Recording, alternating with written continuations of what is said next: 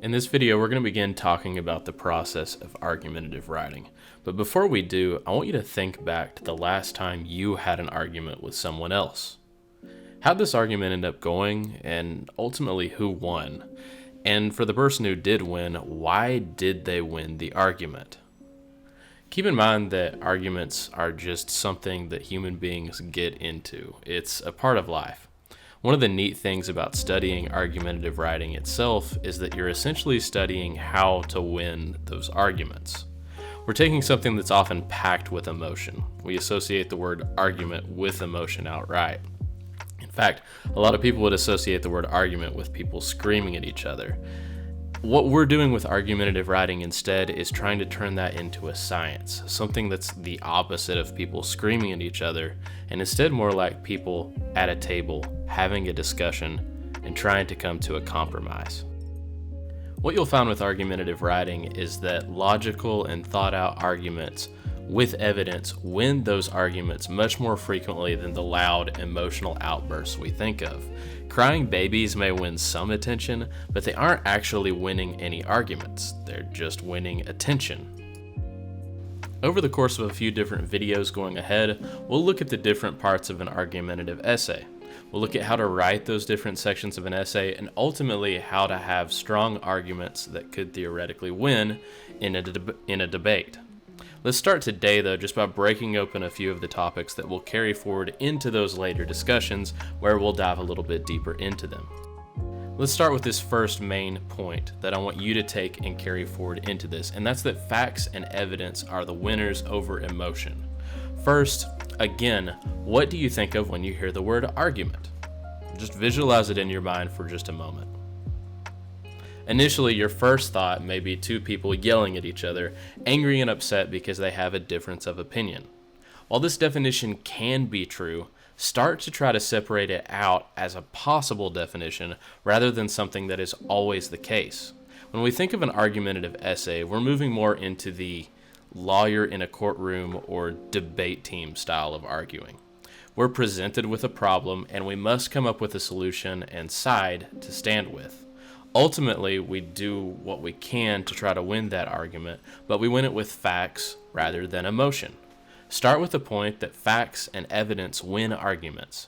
Any good argument must be backed up with facts and evidence, or it begins to fall apart completely.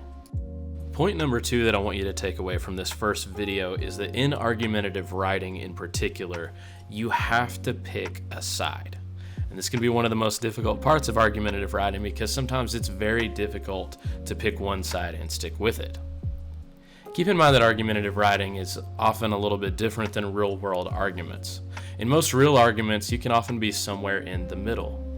You can see the pros and cons, the good and the bad of both sides of an argument. This may be true about an argumentative essay topic too, and in fact you should be able to see what the other side is saying because it will help your defense, but in almost every case we have to pick a side and stand with it.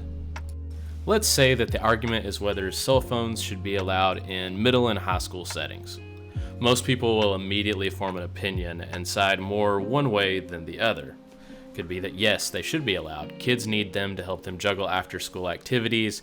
They're good to have for safety reasons, and technology can sometimes be useful for educational purposes. Maybe the teacher needs them to look something up, but a computer's not working.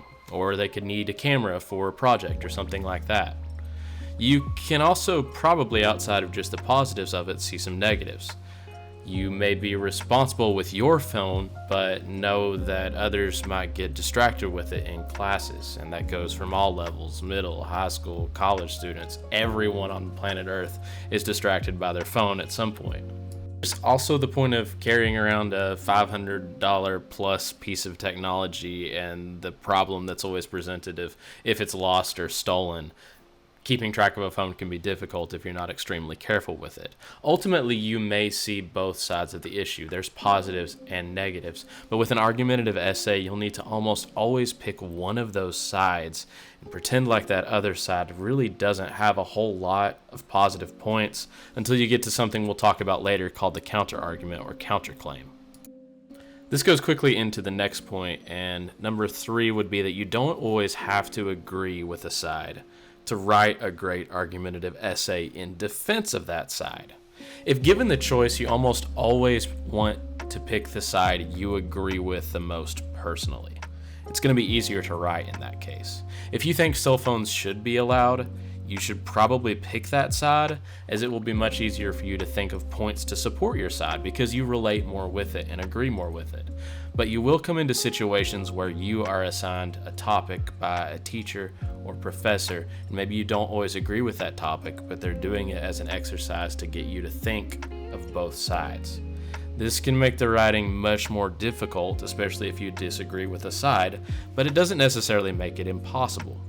One of the skills you absolutely must master going forward into argumentative writing is the ability to predict what the other side will say. Once you know what arguments they will make, you can better predict it and come up with counter arguments to go against them. So for point number 4, I'm going to have us do a little bit of an exercise. One of the best things you can do to get better at argumentative writing starting right off the bat is just picking sides and coming up with reasons to support your side. Practice this a lot and you'll get really quick at starting out argumentative writing essays. So let's do that. Here are 3 topics. Pick a side quickly and see if you can come up with reasons to support your side. Topic number 1. Do you believe that homework actually helps students learn? Topic number 2. Is life more challenging for your parents' generation or for yours? And topic number 3, do you think that gym, PE classes, and just sports electives in general should be required for students? Okay, there's 3 topics. Go ahead and see if you can practice with those, and then that'll lead us into our next video where we'll begin to discuss how to start a paper and make your claim.